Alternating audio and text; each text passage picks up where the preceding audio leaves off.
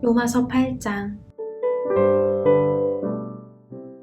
그러므로 이제 그리스도 예수 안에 있는 사람은 정죄를 받지 않습니다.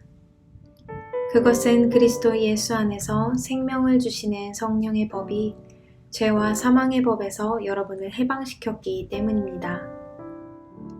율법이 죄의 본성 때문에 연약하여 할 수 없었던 것을 하나님께서는 죄를 없애기 위해 자신의 아들을 죄 있는 사람의 모양으로 보내심으로써 행하셨습니다. 하나님께서는 죄인들 속에 거하고 있는 죄에 대해 유죄 판결을 내리셨습니다. 이렇게 하여 죄의 본성에 따라 살지 아니하고 성령에 따라 살고 있는 우리에게 율법의 의로운 요구들이 완벽히 이루어졌습니다. 죄의 본성을 따라 사는 사람들은 죄의 본성이 바라는 일을 생각하지만 성령을 따라 사는 사람들은 성령이 바라시는 일을 생각합니다. 죄의 본성의 지배를 받는 사람의 생각은 죽음이지만 성령의 지배를 받는 사람의 생각은 생명과 평강입니다. 죄의 본성이 생각하는 것은 하나님을 거스르는 것입니다.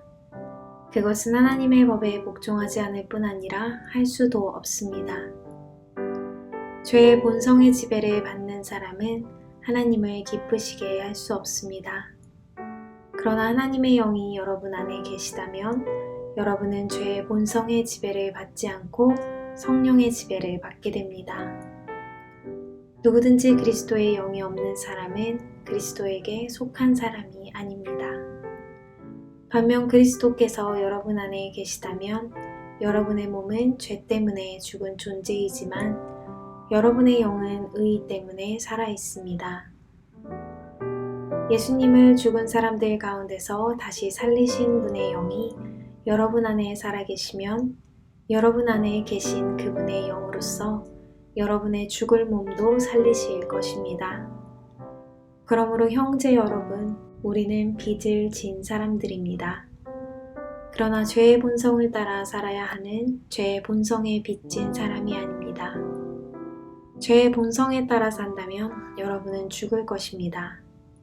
그러나 성령의 도우심을 받아 몸의 악한 일을 죽인다면 여러분은 살 것입니다.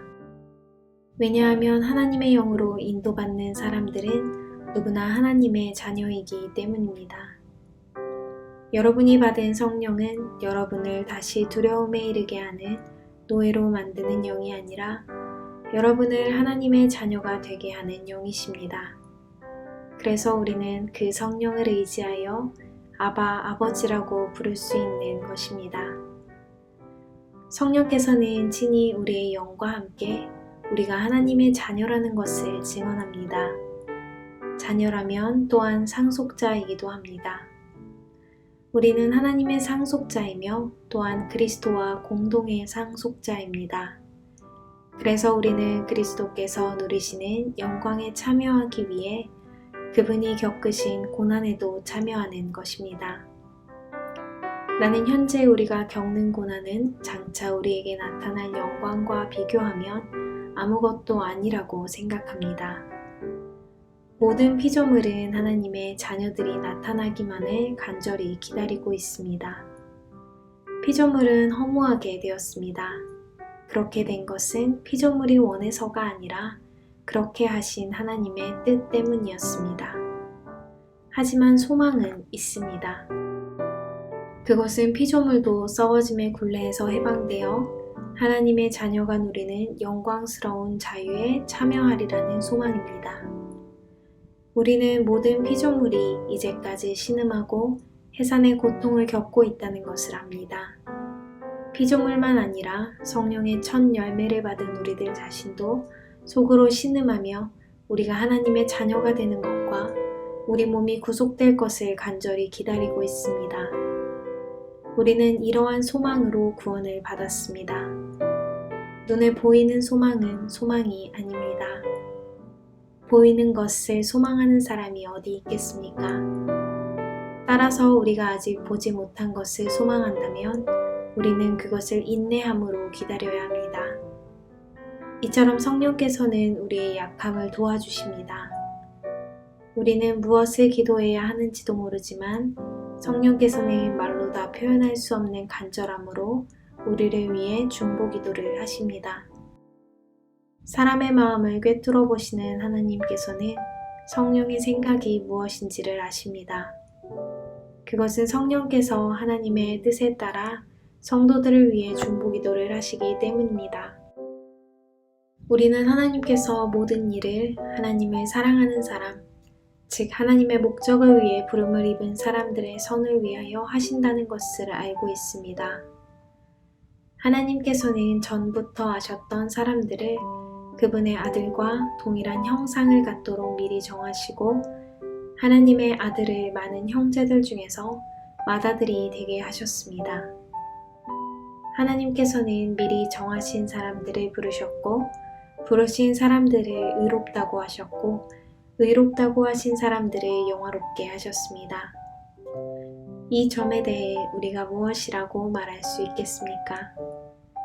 하나님께서 우리 편이시라면 누가 우리를 대적하겠습니까?